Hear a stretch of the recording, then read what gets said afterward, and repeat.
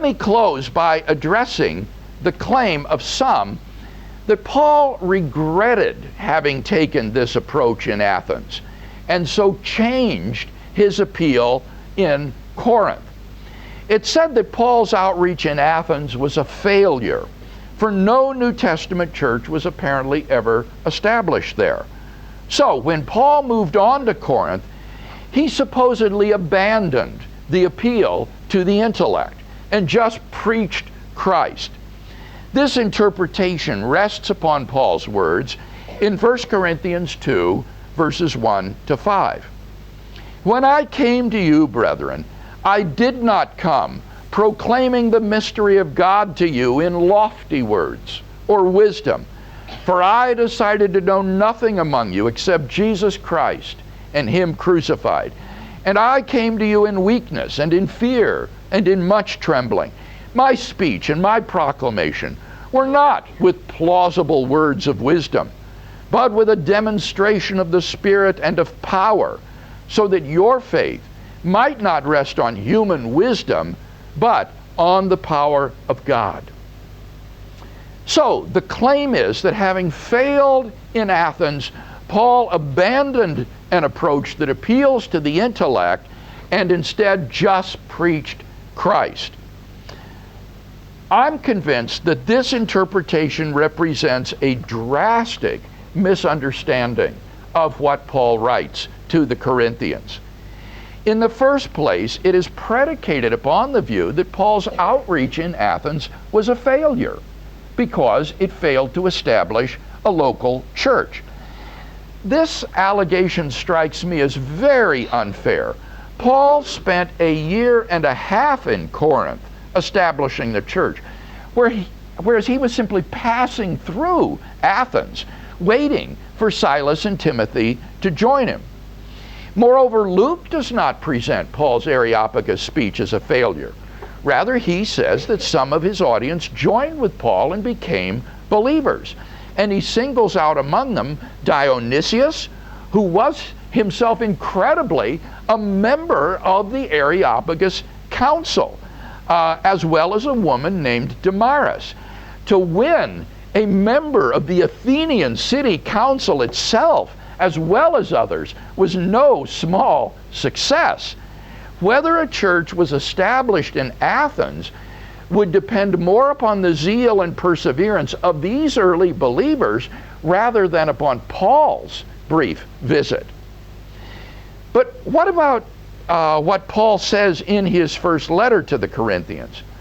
I think it's true that Paul would have regarded the worldly wisdom of the Epicurean and Stoic philosophers as foolishness. I could well imagine his saying of these philosophers what he writes in 1 Corinthians 1, 20 to 25. Where is the wise man? Where is the scribe? Where is the debater of this age? Has not God made foolish the wisdom of the world? For since in the wisdom of God, the world did not know God through wisdom, God decided through the foolishness of our proclamation to save those who believe. For Jews demand signs, and Greeks seek wisdom. But we proclaim Christ crucified, a stumbling block to Jews, and foolishness to Gentiles. But to those who are the called, both Jews and Greeks, Christ, the power of God and the wisdom of God. For God's foolishness is wiser than human wisdom, and God's weakness is stronger than human strength.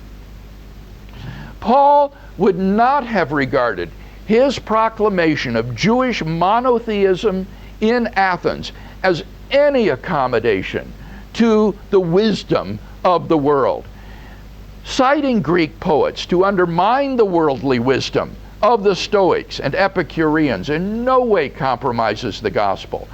In fact, in 1 Corinthians 15 and verse 33, Paul cites the enormously popular Athenian playwright Menander in support of the point he is making. If the dead are not raised, and then here comes the quotation, let us eat and drink, for tomorrow we die. So in the Corinthian correspondence itself, Paul is quoting these Greek playwrights. When Paul says in 1 Corinthians that he did not come to Corinth proclaiming the mystery of God in lofty words or wisdom, the point of contrast is not Paul in Athens, but Paul's detractors in Corinth.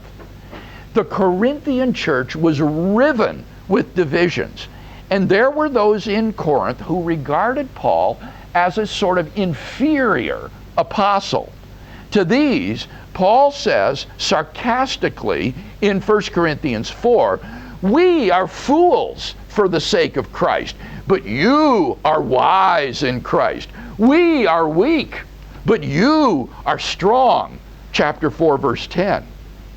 In 2 Corinthians 10:10, Paul mentions one of the criticisms of his detractors. I quote, "They say his bodily presence is weak and his speech contemptible." In response, Paul says, and I quote, "I think that I am not in the least inferior to these super apostles. I may be untrained in speech, but not in knowledge. Certainly, in every way and in all things, we have made this evident to you." 2 Corinthians 11, 5-6. Paul's detractors regarded him as inferior in eloquence and wisdom. Against these, Paul does not mince words. He says, "Such boasters are false apostles, deceitful workers, disguising themselves as apostles of Christ." 2 Corinthians 11:13. In saying that his proclamation of the gospel to the Corinthians was not in lofty words or wisdom, Paul is not drawing a contrast with himself in Athens, but with these pseudo-apostles in Corinth who prided themselves on their eloquence and wisdom. Paul is repudiating the values of which they boast. Thus, those who say that Paul repented of his approach in Athens are guilty of a disastrous misunderstanding of Paul. If you want to see how Paul himself thought of his approach in Athens, it is to the Thessalonian correspondence that you must turn. Recall that Paul had been driven out of Thessalonica just before being spirited off to Athens.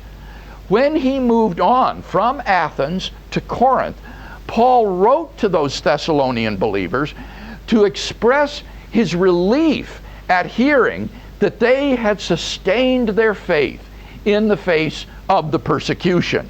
His letter to the Thessalonian church are thus the earliest of Paul's epistles in the New Testament, written from Corinth around AD 50 to 51.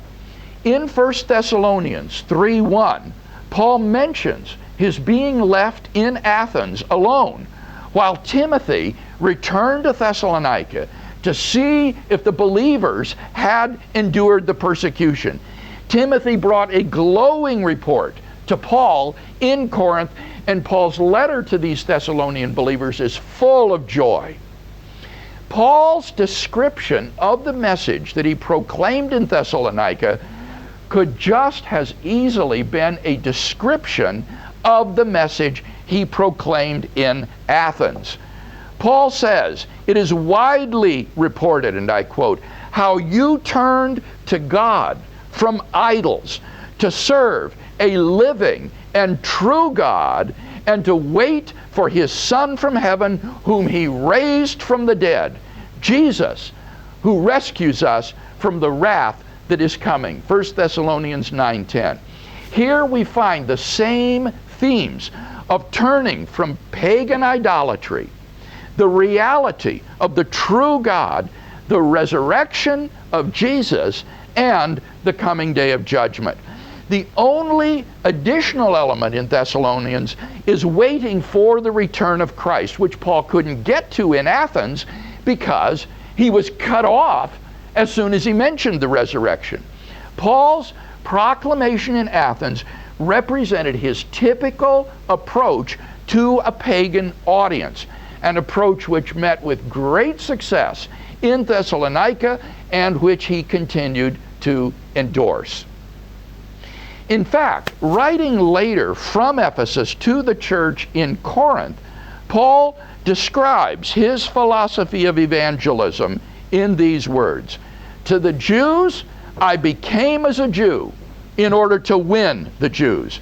To those outside the law, I became as one outside the law, so that I might win those outside the law.